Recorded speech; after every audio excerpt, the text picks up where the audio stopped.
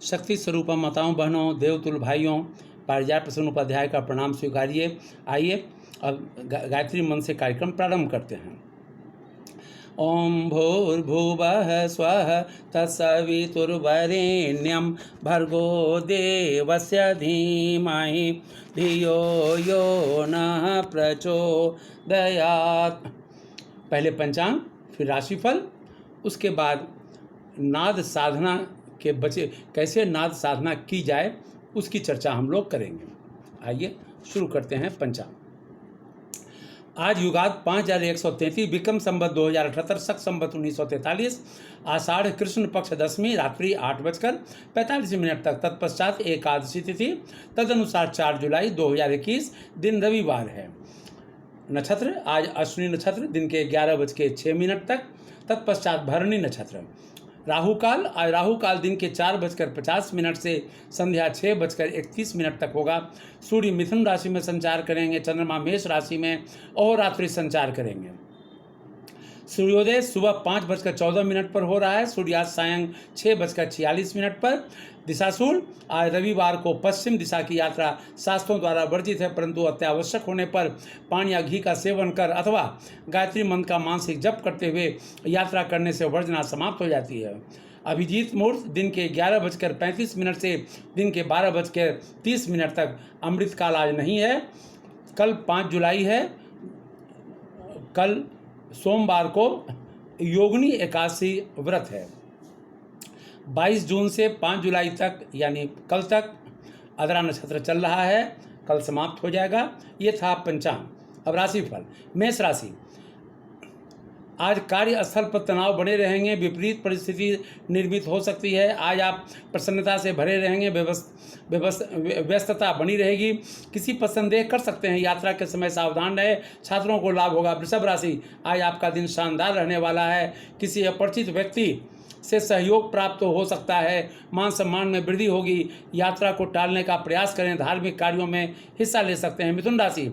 आज आपका किसी के साथ विवाद की संभावना है। कार्य क्षेत्र में बाधा आ सकती है।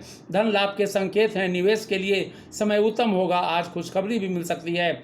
आज आपको किस्मत का सहयोग मिलेगा। धार्मिक कार्यों में शामिल हो सकते हैं। व्यवसाय में लाभ होगा। प्रसन्नता बनी रहेगी। सेहत ठीक रहेगी। विवाद की संभावना है।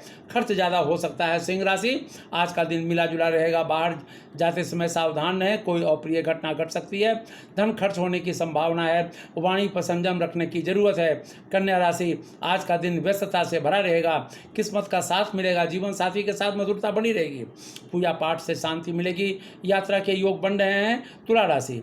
आज का दिन शानदार रहने वाला है। भाग्य का साथ मिलेगा। धन लाभ के संकेत हैं। नए काम में मन लगेगा। किसी की तबीयत खराब हो सकती है। प्रभु की आराधना से शांति मिलेगी। वृश्चिक राशि। छात्रों को लाभ होगा। आज आप प्रसन्न रहेंगे। व्यस्तता बनी रहेगी। शासकीय कार्य लंबित होंगे। सफलता मिल सकती है। आज घूमने जा सकते हैं। धनु राशि। आज आपका दिन खुशनुमा रहेगा। काफ़ी शांति महसूस करेंगे।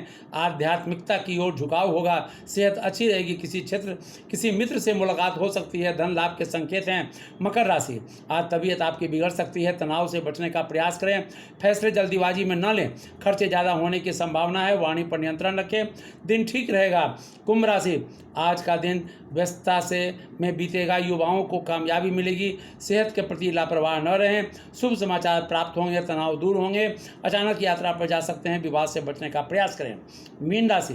परिवार की ज़रूरतों का ध्यान रखें। आज का दिन मिला जुला रहने वाला है। सेहत बिगड़ सकती है। किसी बड़ी समस्या में पड़ सकते हैं। प्रभु की आराधना में मन लगेगा। ये था आज का राशिफल। अब आइए आनंदमय कोश के तहत नाद साधना कैसे की जाए। अभ्यास के लिए ऐसा स्थान प्राप्त कीजिए जो एकांत हो, जहां बाहर की अधिक आवाज़ न आती हो। तीक्ष्ण प्रकाश इस अभ्यास में बाधक है, इसलिए कोई अंधेरी कोठरी ढूंढनी चाहिए। एक पहर रात हो जाने के बाद से लेकर सूर्योदय से पूर्व तक का समय इसके लिए बहुत ही अच्छा है। यदि इस समय की व्यवस्था न हो सके तो सायं प्रातः 7 बजे से शाम को दिन छिपे बाद का कोई समय नियत किया जा सकता है।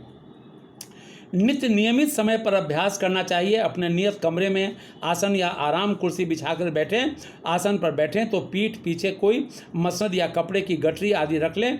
यह भी न हो तो अपना आसन एक कोने में लगाएं, जिस प्रकार शरीर को आराम मिले। इस प्रकार बैठ जाएं और अपने शरीर को ढीला छोड़ने का प्रयास करें। भावना करें कि मेरा शरीर रुई का ढेर मात्र है और मैं इस समय इसे पूरी तरह स्वतंत्र छोड़ रहा हूँ। थोड़ी देर में शरीर बिल्कुल ढीला हो जाएगा और अपना भार अपने आप न सहकर इधर उधर को ढूलने लगेगा। आराम कुर्सी, मसनद या दीवार का सहारा लेने से शरीर ठीक प्रकार अपने स्थान पर बना रहेगा। साफ रुई की मुलायम सी डांटें बनाकर अपने कानों में लगा लें। बाहर की कोई आवाज़ भीतर प्रवेश न करे। उंगलियों से भी कान के छेद बंद किए जा सकते हैं।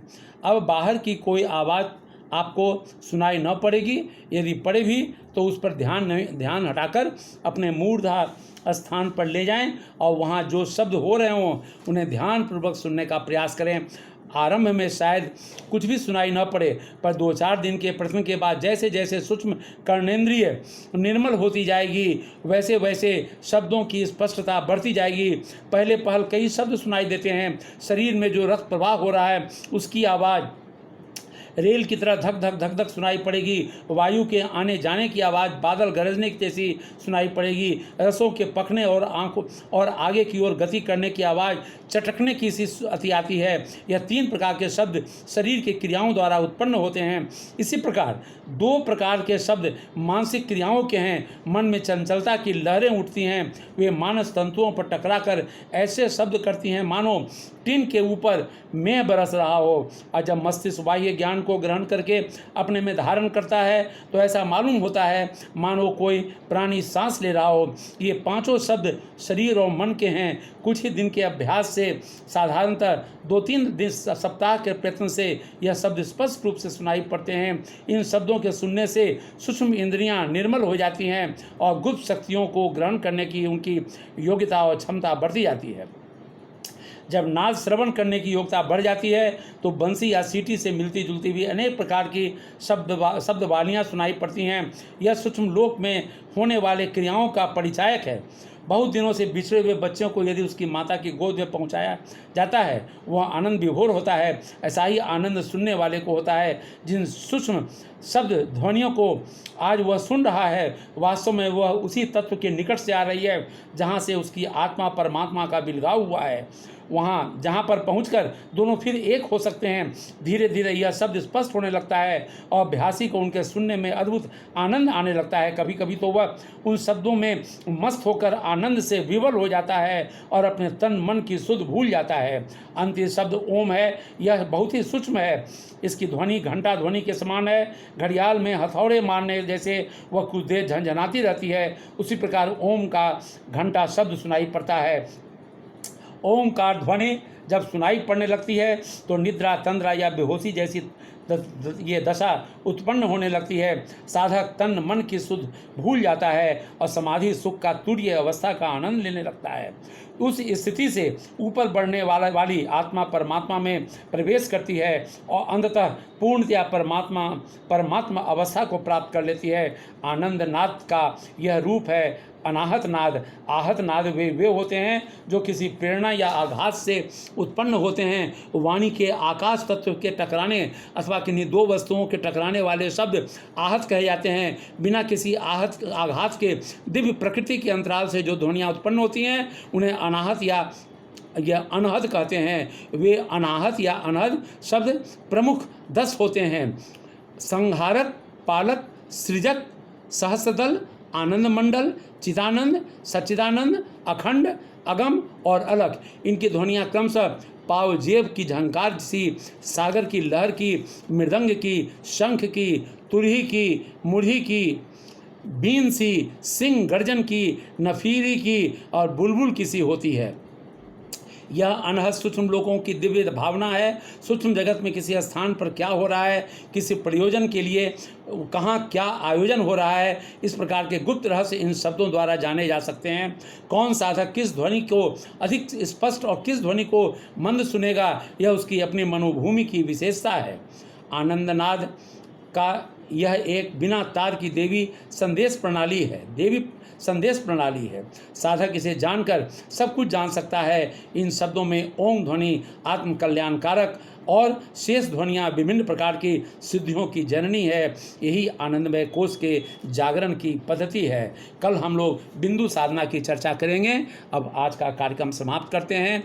ओम शांति शांति शांति।